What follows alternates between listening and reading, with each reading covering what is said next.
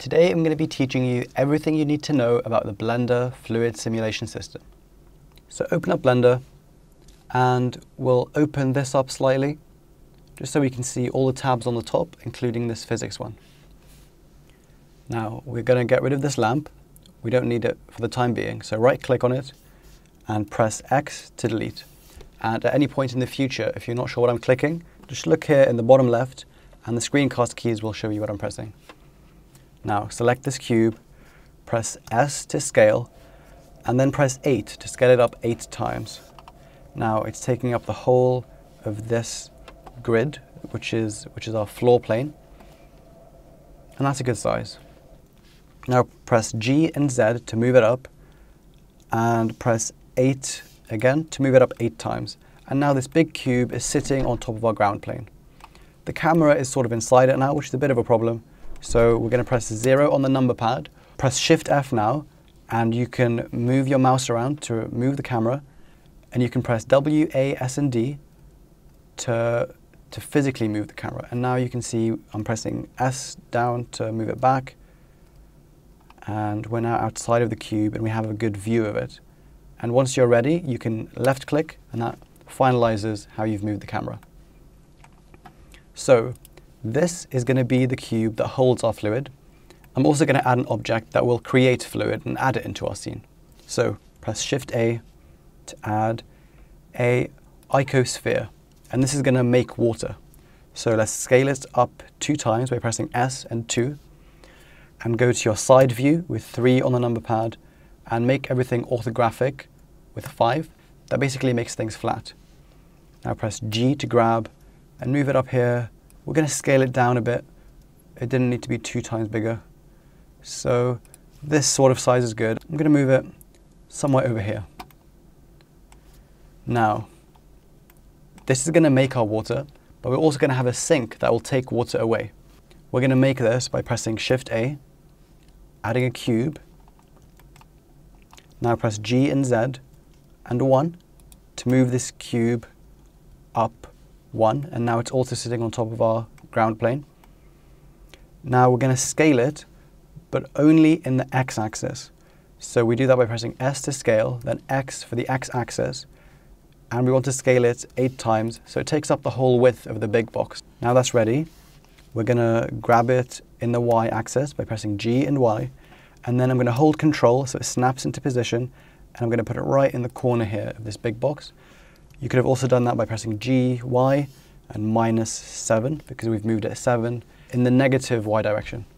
To introduce you to all aspects of the fluid simulation, I'm also going to add another cube with Shift A to make a mesh, which is a cube. Scale it twice, and this time go to your front view by pressing 1, and grab it so that it's somewhere up here. And now this isn't going to be like a tap, it's just going to be a cube of water that falls into the rest of our scene. We're going to add one more object, which is another sphere, this time a UV sphere. So press Shift A, Mesh, UV sphere. This time scale it up 3 times. Go to your side view by pressing 3. Grab it so it sits on the floor, but towards the right. So this is towards the back of our cube. So we're going to start off by selecting this big cube, which is going to be our domain. And what that means is it's going to contain our physics simulation, because the whole fluid simulation has to happen within this domain, so the fluid can't leave it. And everything you want to simulate has to be within these bounds.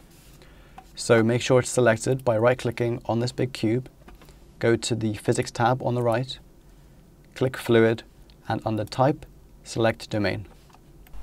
The most important setting here is the speed. That just speeds up or slows down your simulation. Select the icosphere by right-clicking it, select Fluid, and make it in flow. Select this sink that we made to get rid of our fluid.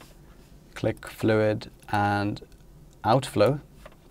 Select this other cube, click Fluid, make the type Fluid. And finally select the UV sphere, click Fluid, and make the type Obstacle. Now this is almost ready to simulate. We can press Command S or Control S to save our progress in case this crashes when we try to simulate. And now select your big cube, click bake, just to see what happens. So these orange objects that is created are where the fluid is.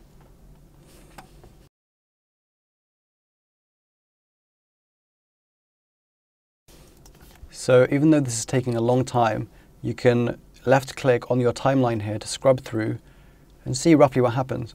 So you can see that after this point, it hasn't simulated yet. But before that, you can get a vague idea of what's going on. So you can see this, the icosphere is giving off fluid and it's creating water, which is just dripping down. And you can see that the cube, so this thing, is water. It's not making any more, but it just drops down and splashes. And you can see that it's bouncing off this UV sphere. And you can see that when it touches the other, this oblong cube, you can see that the water just disappears. And so everything's behaving like we want it. But there's a few things we can tweak now to get this looking a bit better. This cube isn't very exciting, so I'm going to make it a bit bigger to give it more water. There's one problem here, which is that we can't see where the domain is anymore because it's now become the fluid object. So there's a way to get around that. We're going to exit the simulation and just save our progress.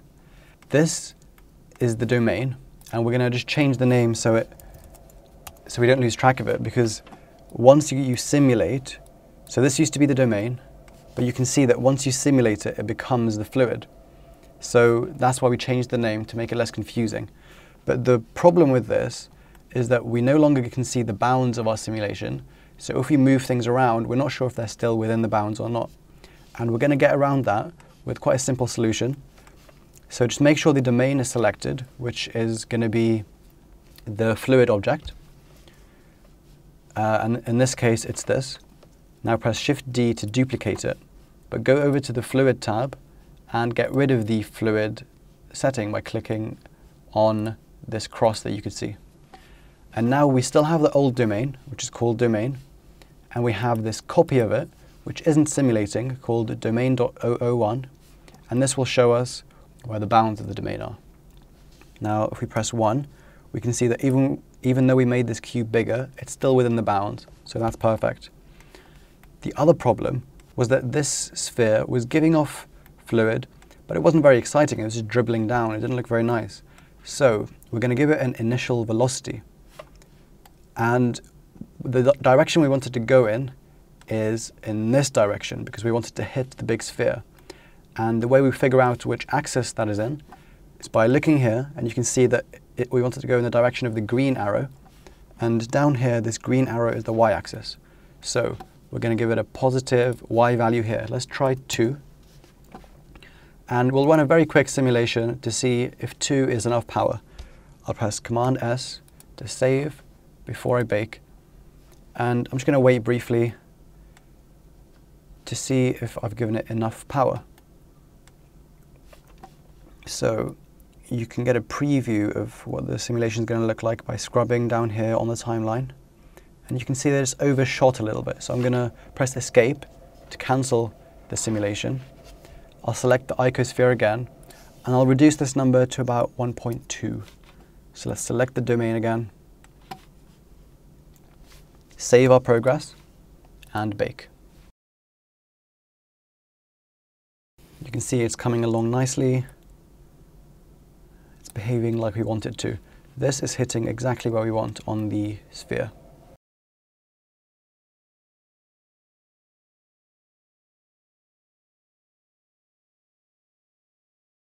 What we're going to work on now are the materials. So let's go to Cycles Render. And we're going to make sure, first of all, that nothing else is shown apart from the fluid. So select this cube object, go to the Materials tab, give it a new material, call it Transparent, and make it transparent under the surface here, under the surface type, and make the color pure white by dragging this up. And you'll want to make sure that everything is here is 1. Now we're going to apply that same material to these others. So select the icosphere, make it transparent, select this, make it transparent, select this, and also make that transparent. Now there is a add-on that lets you apply materials in bulk to any number of objects you want, but it takes a while to set up. Because we only had a few objects, we're not going to use it today.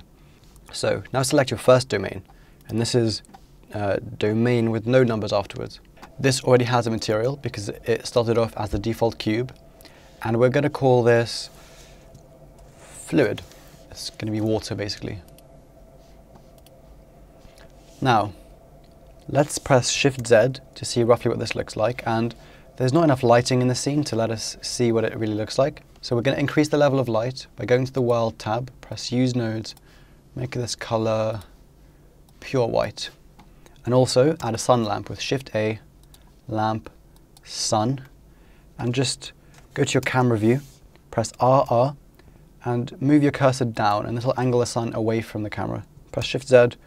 You can see what that looks like. It's a bit too bright, so I'll make this the strength of the world, ambient lighting, 0.5. And that's a good basis to start with our material. So we're going to add a floor by pressing Shift A, Mesh, Plane. We're going to scale this up maybe 32 times to make it much bigger than the fluid. So if we press Shift Z to render this, it looks quite boring. Everything's just white. So I'm going to add an HDR Panorama in the background to make it look better. Before I do that, I'm just going to head over to the Render tab and click Border, and this makes sure that we don't waste render time rendering everything outside of our camera view. So go to the World tab, and under Color, select Environment Texture. Now if it's gone pink, that's perfectly okay. Click Open here and navigate to a folder where you've saved some HDR panoramas. I'll link to some free sources down in the description, but the one I'm going to use is called the HDRI Haven Teaser Pack, and it's a really great set of panoramas, and I'll link to that as well. I'm going to load this one. So let's add a few things now for realism. Firstly, there's a weird square on the floor here, and this is where this cube intersects with the floor. So I'm going to just grab this in the Z-axis, 0.001, and that's solved that because they're just not intersecting now. And I'm going to move this up as well, 0.001. So now there are no weird intersections with the polygons on the floor. I'm also going to add some depth of field to make this look more lifelike. So I'm going to go back to solid mode and press Shift A to add an empty, which is plain axes. And we're going to press G for grab to move this. And this is going to be our focus point for our camera. So that's a good focus point, I think. Go back to your camera with 0 on the number pad and then select the camera. Now go to the Camera tab. Under depth of field, set the focus to empty. And we can see what this looks like now if we press Shift Z to render. At the moment, nothing is happening because we haven't blurred it at all. So if we set this to 0.1, you should see it starts to blur. We're going to have to need a bigger blurring setting because our scene is so big. So relatively, the blur needs to be bigger. So let's try 1. Yeah, and that's giving us a really nice, a really strong depth of field effect. Maybe too strong, so let's make it 0.4. And that's looking decent. I like a really strong depth of field effect. So we're going to save our progress to make sure nothing is lost, and we'll finally start playing with our material for the water. So the basis of this material is going to be a glass shader with some volumetric absorption to give it a lovely blue look on the inside. So select the domain, and this is the fluid material that we created earlier, and click Use Nodes on the surface and make this glass. Now make sure the roughness is 0. For me, it was like that by default. Now press Shift Z, and you can see that the fluid is clear. It's not actually blue. It looks a bit like it over here, but that's just a reflection from the HDR. We're going to add the blue tint to it with a volume, and we're going to do that by clicking here and volume absorption and making this a lovely light blue color. So let's see what that looks like. Yeah, and it's giving it a blue tint. Let's make this less strong, so 0.5. And also let's make the surface of our water smooth. Yeah, so this is starting to look very decent. The biggest problem at the moment is that it's a really low resolution, so it looks really clumpy, and I'm going to fix that and come back in a few minutes once it's simulated at a higher resolution. So I raised the fluid simulation resolution to 80, and another thing I'll do to help it look better in the viewport is change this viewport display to final, and now it shows it as a resolution of 80 instead of this preview resolution. And again, just save and press Shift Z to see what it looks like now. Okay, the boundaries are looking much smoother, so it's not looking as blocky as it was before. We're gonna do something to fix these black edges that you might have noticed around some of these sharper corners. So with the domain selected, go to this Data tab and click Auto Smooth, and that should help your fluid look much smoother. So some of these black boundaries have gone. And also the scene is still quite dark, so I'm going to raise this strength of the HDR Panorama. Let's try 2, and that's looking nicer. Yeah. Let's give this ball a more interesting material. So I've selected the sphere, which is the obstacle that the water is bouncing off. And let's give it a material, call it sphere. And why not make it glow? Let's see what that looks like. So if we give it an emission as the surface, that looks nice. What about if we increase the strength? No, 1 was good. 2, the strength of 2 seems okay. And let's play around with the colour to see if we can make it look more interesting.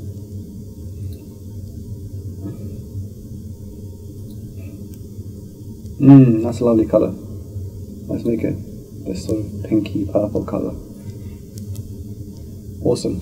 So the scene is brighter now, so I'm gonna change the density of the volume back to 1, because it's not gonna make the fluid look dark anymore. So increasing this will just make it look more blue. I think that looks nicer. We're also going to add some motion blur to the fluid, which is a new feature in Cycles. We can do this natively now without having to hack it. So we're going to open up a new window by dragging that window down. And here, click Node Editor. And just click on this, which is the Sequence Editor, and click Use Nodes. So now you can see what this scene looks like. And at the moment it's quite simple. It's rendering, and then it's outputting that. So we're going to add a motion blur in between those 2 steps. Go to the Layers tab, click Passes, and tick Vector. And you'll see there's a speed little node here that it's made for us. And that's what we're going to use. So press Shift A to add a filter. This is going to be vector blur, and you can just slot it in. And now plug Z into the Z, plug speed into the speed, and that should give you a really quick way to add motion blur to your scene. So because this is a new feature for Cycles, it's a bit temperamental. And actually, it doesn't work with this auto smooth on, so we're going to have to untick it and now render if we want to see the motion blur effect in our render. So it's a bit of a trade-off. You have to decide whether you want the motion blur or if you want to get rid of the black edges. And depending on what you like, one or the other might be worthwhile. So I've set the blur too high. I'm going to change that back to 1. Now I'll make it really low, 0.1. 0.05, and there you have it. It's blurred where the fluid is,